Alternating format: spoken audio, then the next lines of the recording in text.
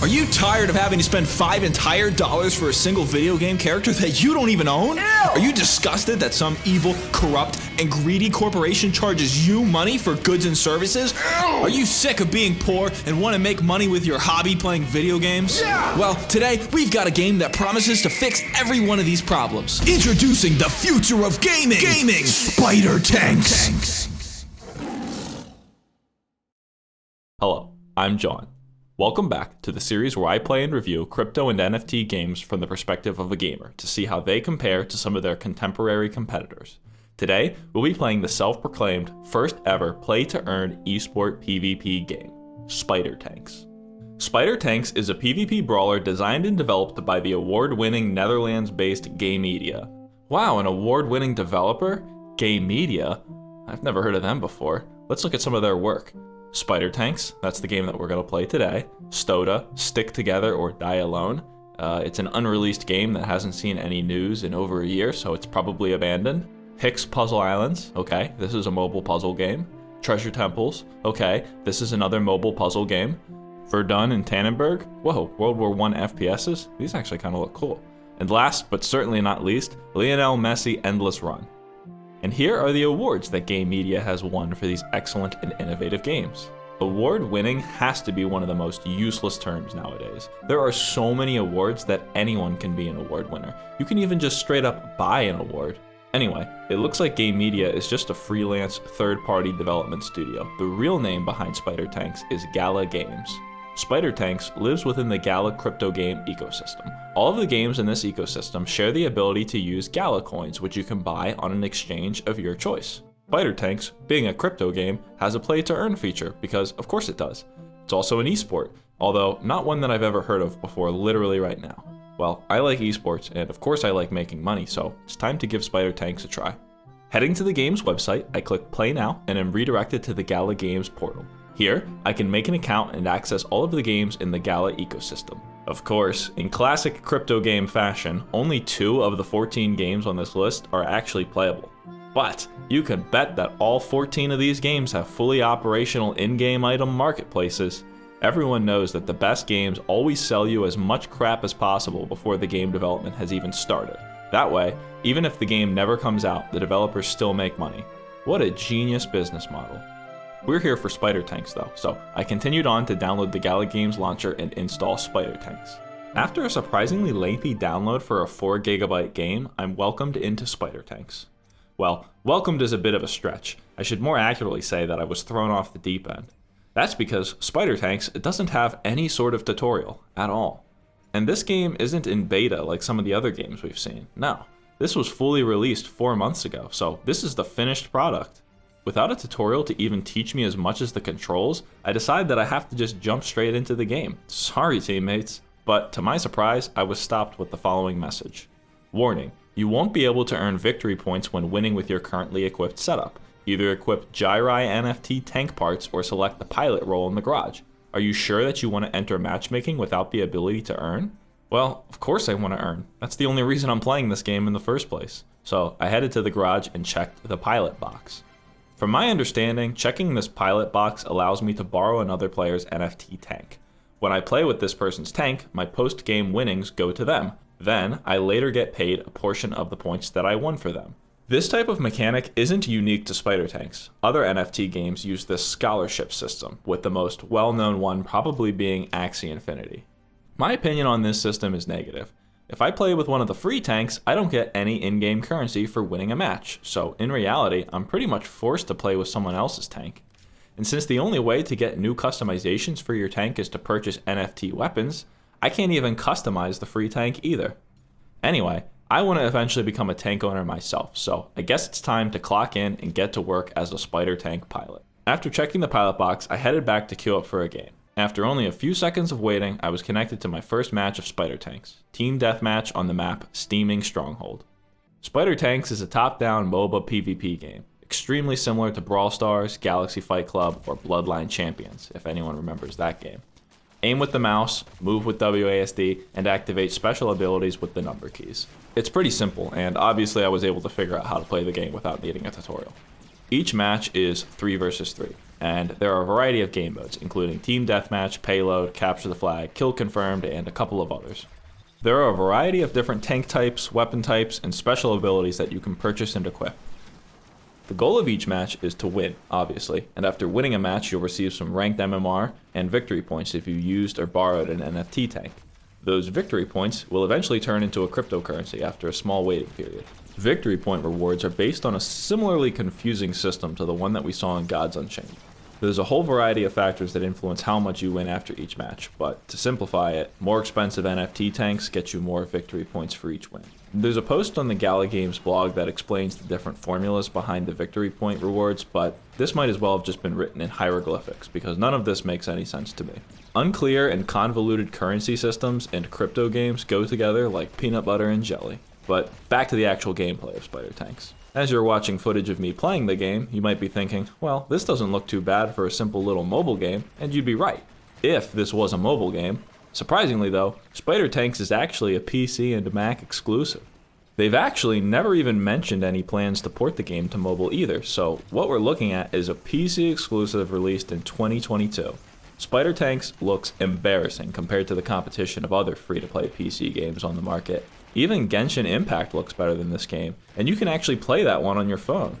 With the game's name being Spidertanks, you'd think that they'd have great tank animations, but instead, they just sort of slide and shuffle around awkwardly with these short, poorly animated legs. Similar to other low-effort crypto games, Spidertanks has lackluster particle effects, low-resolution textures, and an extremely generic art style. There doesn't even appear to be any lighting effects either, as none of the player tanks or projectiles cast shadows. It's really nothing impressive, and it's actually even worse when you consider that this game was made by an award-winning game studio. It really feels like the developers just phoned it in when it came to making this game. Even the name is terrible. They really couldn't come up with anything more creative than Spidertanks. While I'm talking about the graphics, I might as well mention the audio too. It's nothing special. There's only 4 music tracks in the game, and the sound effects are certainly nothing to rave over. Generic and uninspired as usual.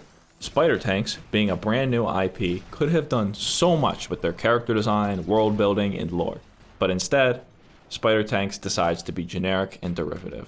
Which makes sense. With Spidertanks being a third-party developed game, the team just clocks in and gets to work making a game that somebody else paid them to do. They don't care about making intricate, detailed lore or having super creative character design. They're just here to develop a game and ship it, and that's all that Gala Games pays them to do. While the graphics and audio are disappointing, the gameplay, on the other hand, is smooth and responsive. There is a bit of skill required to aim the different weapons, as they all have their own weaknesses. The minigun takes a really long time to spool up, the rockets travel slowly, and the boomerang has a long cooldown. But this flamethrower is crazy. It has an insane range and great damage, and seems to be able to damage you through walls that other weapons can't. Kind of annoying, but I guess every game has at least one overpowered weapon. In general, I felt like the game was better balanced than some of the other NFT games that I've played. I didn't find myself getting absolutely dominated by players who spent more money, like in Galaxy Fight Club, but the balance is still far from ideal. NFT tanks can be upgraded with materials that you purchase, and the upgraded tanks are better in every way, with faster fire rate, faster move speed, and more health than their unupgraded counterparts. When I'm in a match against somebody who's using a fully upgraded NFT tank, it feels like my skill doesn't really matter since this person is just always going to be dealing more damage than me. This is a big issue, especially with the word esports being thrown around. Almost all mainstream esports, such as Rocket League, Counter-Strike, Super Smash Bros., and so on, are designed around everyone being on an equal playing field. Everyone has access to the same strength at the start of each match, and you can't become stronger by grinding more or spending more money. The winner is determined solely by skill and strategy, and how they use the tools available to everyone. The imbalance of the NFT tanks creates a gap where only the players who have spent the most money or have invested the most time grinding can compete at the highest ranks. This is commonly referred to as pay to win. Even if the difference in tank power is very small, it's still probably enough to deter a serious competitive scene from forming. Plus, Spidertanks doesn't have a separate ranked and unranked mode, you just get matched against whoever's playing. Probably because there's so few people playing the game. Anyway, this makes matchmaking terrible, as instead of playing against people your skill level, you just play against whoever's online. After I got tired of playing with a stranger's tank, I decided to head over to the game's shop to check out buying a tank of my own. However, I had a lot of trouble figuring out what I should buy, as none of the items on the store have any sort of stats or detailed descriptions. Like here, it says, this item fulfills to Jirai, What in the world does that mean?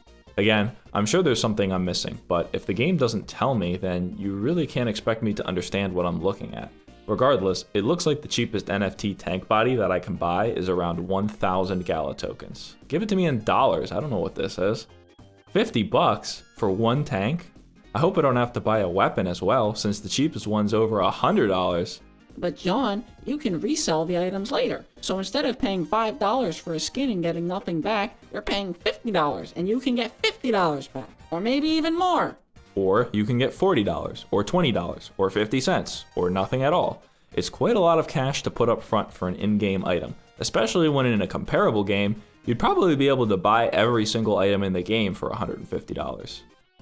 If you know that the item isn't worth $50 unless you can resell it, then the only way you'll ever be able to sell it is if some greater fool comes along later thinking the exact same thing as you. And sometimes, you're the greatest fool. What now? You've spent $50 on something that a non-NFT game would have charged you $2 for, and in both cases, you're not getting any money back. I'd rather just spend $2 for a non-tradable skin, personally, because I'm purchasing digital entertainment. I'm not expecting to be able to get my money back for everything just because I'm not using it anymore. The value I get from the item comes not from the potential of selling it later, but from the fun that I have using the item in the game that I love to play. Not everything in life is about making a profit or a return on investment. Most people just buy games because they're fun. Besides, you must think your players are complete morons if you're charging more than the price of a full game for a single item in your crappy little phone game. But the marketplace is player controlled. The developers didn't pick the prices. Well, then the developers need to stop letting the players control the market, because these high prices are just going to drive away new players. To justify these high prices, NFT games often have what's called a scholarship system. Because poor people like me can't afford to buy our own tanks, we instead have the honor of being indentured servants for someone who can afford one. Then, when I finally worked hard enough and for long enough playing Splintertanks for hundreds of hours, I too can truly own my very own unique one-of-a-kind virtual tank. Then, I can make someone else play with my tank so I don't have to. In my opinion, Spidertanks is just using NFTs to justify having one of the most predatory microtransaction systems I've ever seen. Maybe macrotransactions is a more fitting name. And no, they don't just sell tanks. Players in Spidertanks can also purchase maps and planetary node licenses. There's an entire guidebook to explaining how this system works, but I'll summarize it for you. There are two queues, a map queue and a node queue. People can own both maps and nodes, but you don't need to own both to participate in this system. Just one of them is fine. In every Spidertanks match, a planetary node owner and a player-owned map are paired together in order for victory point rewards to be generated for that match. The owner of the map and the owner of the node will then receive some crypto rewards for the match, and then they are placed in the back of their respective queues, where they wait until it's their turn to earn again. Spidertank map NFTs are available on OpenSea and have an average price of about $2,300. I just love these detailed and well-written descriptions for the map NFTs. Death Canyon. It's an Old West-style showdown where scraps will fly and the strongest tank will stand tall. Welcome to Death Canyon. This map is fully upgraded up to level 80 and can be upgraded to level 180. Based on the level, the map can have a different number of factories and a different level of tanks play. Truly inspiring. The node licenses, on the other hand, were sold in a limited sale that has since ended. In this limited sale, node licenses started at $2,000 and the price increased by $100 for every 100 sold. Node license owners get the ability to run the node software on their computer for a minimum of 6 hours a day to participate in the node queue that I mentioned earlier. The best part about the node license? Well, they're non-refundable and non-tradable. This has to be the most blatantly obvious money grab that I've ever seen. The developers have managed to develop a system where you pay them for the ability to host their game servers, and in return, they only have to promise to give you money when people play on your server. And when nobody actually plays the game, well, you get nothing, and your money can now be considered a generous donation to Gala Games. Gala has this same node system for all of their live games, because why wouldn't they? It's literally free money. How does someone look at this and say to themselves, this is a great investment? It's such an obvious scheme to maximize the amount of money that they can get from their community. In the only other Gala game that's live today, Townstar, the node license costs almost $15,000. If you weren't already sold on the idea of purchasing a node though, then boy do I have something exciting for you. Gala Games shut off all of the node rewards for Townstar in mid-2022, so now you don't even have to worry about running your computer all day to make back your 15 grand purchase. You'll just simply never get it back. Thanks, Gala. While we're on the topic of wasting time and money, I might as well discuss the play-to-earn features that Spidertanks advertises. As we've seen before, play-to-earn really just means that instead of receiving a non-tradable in-game currency after each win, you instead get a teeny tiny bit of a sub $1 cryptocurrency. Then, after about 1,500,000 hours of playing, you can sell your crypto to some other schmuck to buy a Big Mac. But unlike other crypto games, Spidertank has had the foresight to implement a system to prevent players from destroying the game's economy by taking out more money than they put in. The system that they've developed is the interestingly named Honor system. Honor in Spidertanks is a scale from 0 to 1200, and where you sit on this scale determines how much crypto you get from winning each game. For example, if I'm at 900 out of 1200 honor, I will only earn 75% of the rewards that a player with 1200 honor would get from winning a game. Honor can be increased by performing honorable actions, which include playing the game with more expensive tanks, running the node software for 6 hours a day, or moving money into the Gala Games ecosystem. Dishonorable actions, on the other hand, decrease your honor.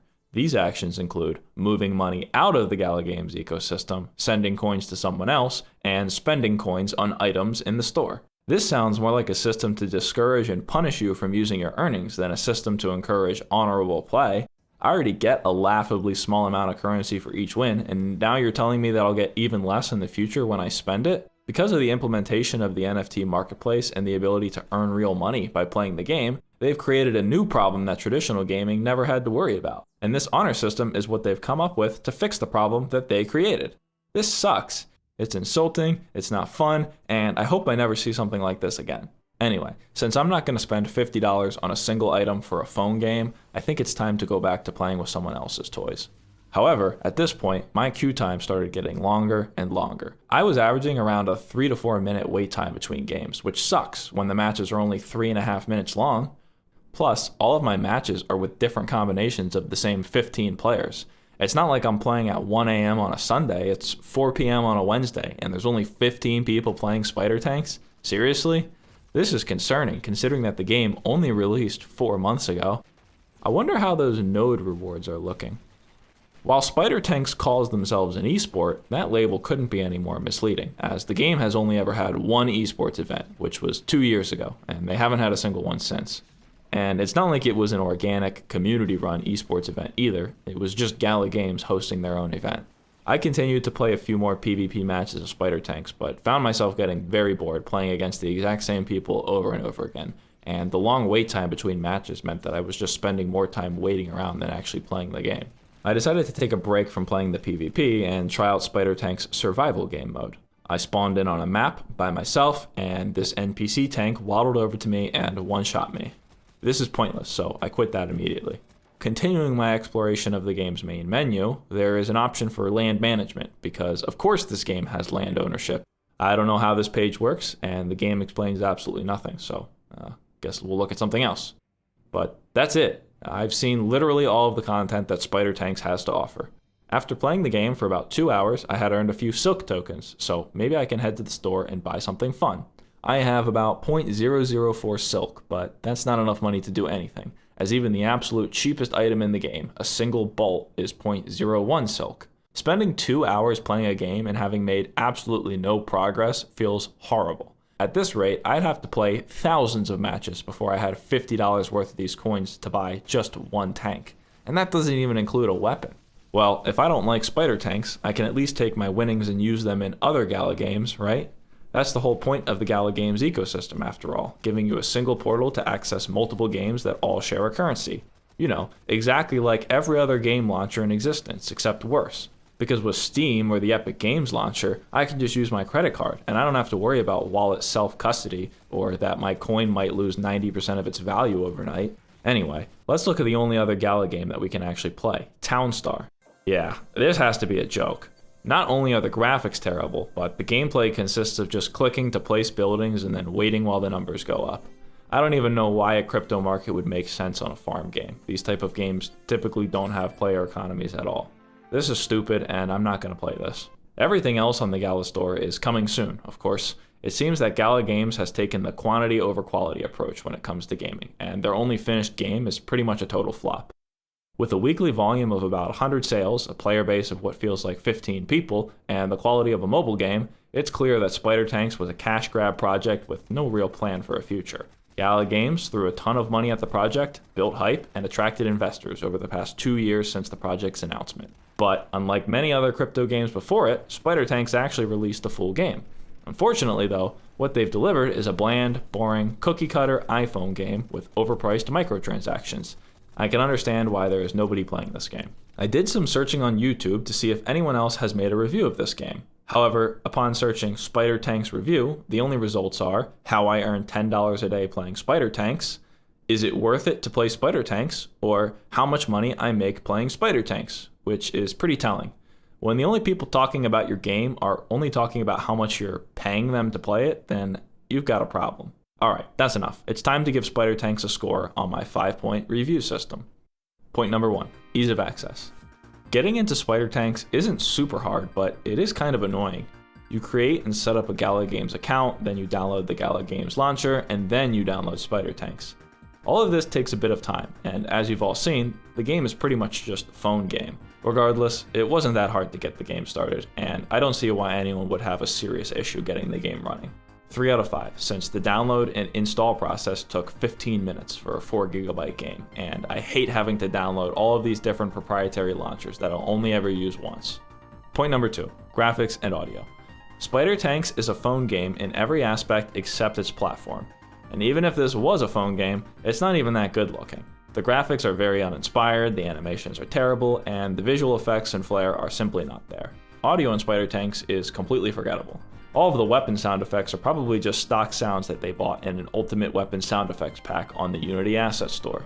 The music's fine, but there's only 4 tracks, so you'll probably just end up turning it off if you play for more than an hour. In conclusion, the graphics and audio of Spidertanks is reminiscent of a mid-2010s iPhone game, definitely not a 2022 PC exclusive. 1 out of 5. Point number 3, gameplay. Spidertanks is basically just Brawl Stars. While there are a variety of game modes, you can't actually pick which one you want to play, it's always random. The controls are fine, the aiming is fine, everything gameplay related works pretty much as you'd expect. Matchmaking is an issue though, since due to the low player count, you'll sometimes be matched against players with fully upgraded tanks who will have an advantage over you. Spidertanks is certainly not an esport either. While no official player count for the game has been released, judging by the minuscule amount of discussion online and the fact that I only encountered 21 unique players in the span of 2 hours, I would guess that the daily player count is less than 50. While Spidertanks would be a fun pick-up-and-play freemium game on the App Store, it's not. Spidertanks is a free-to-play desktop game that limits all in-game earnings behind a paywall unless you want to borrow a stranger's tank. So we might as well just say this game has a $50 price tag. Would you pay $50 for this? 1 out of 5, because Spidertanks is nothing more than a free App Store game sold at a premium price, and you can't even play it on your phone. Point number 4, the use and value of cryptocurrency and NFT tech. Gala Games uses cryptocurrency to do the exact same thing that Steam's been doing for over a decade. However, the games available on the Gala Games platform either suck or aren't released yet. We already know that there's no technical requirement that they have to use the blockchain to do what they're doing here. Steam has thousands of games, an inventory for in-game items, a marketplace for those items, community forums, and a ton of other features that Gala doesn't have, all without the blockchain. All crypto adds to the gaming experience here is more complication. There's Silk, which you keep in your Project Gyri wallet, and you can bridge your Silk to become Ethereum Silk. I mean, it's just so confusing. Of course, CryptoTanks doesn't explain how crypto works at all, so you really have to be committed to figuring all of this out yourself before you can do something as simple as customizing your own tank. Not to mention that all of this ends up costing way more money than what a similar game would charge. And all of this work just to buy one item in one game? How is this system better than what we have now? Oh, because you truly own the items, right? 0 out of 5. Spidertanks uses crypto because they can, not because they should. Given how corporate and bland the game feels, it seems more like the game was just created simply to get people to make ridiculously large speculative investments rather than create something actually fun and interesting. Point number 5. Will this project succeed? I guess that depends on your definition of success. For me, I consider a crypto game to be successful if it attracts a significant amount of players from outside of the crypto world, and people play the game because it's fun, not because of the earnings. Since Spidertanks themselves claims that they're an esport, yet the game has no competitive scene, or really any scene at all, I would say no, this game will not succeed, and it was dead on arrival. Since Spidertanks probably generated Gala Games millions of dollars in revenue with token and node pre-sales, this was probably a huge success for them. Spidertanks was able to make them a ton of money, and they didn't even have to get anyone to play the game. That's awesome. 0 out of 5. My final score for Spidertanks is a 20 out of 100. Industry plant, money grab, pump and dump mobile game garbage. Thanks for sticking around until the end of the video.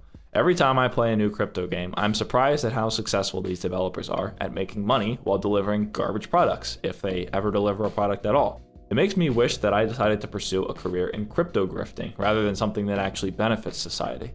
Just kidding, I have integrity. As always, make sure to like the video, subscribe, and leave a comment with your thoughts. Have you played Spidertanks? Would you spend $50 on a single in-game item? Would you spend 15 grand to host a server for a game that nobody plays? What game should I play next? I'm John, and I'll see you next time when we continue our search for the worst crypto game ever. Goodbye.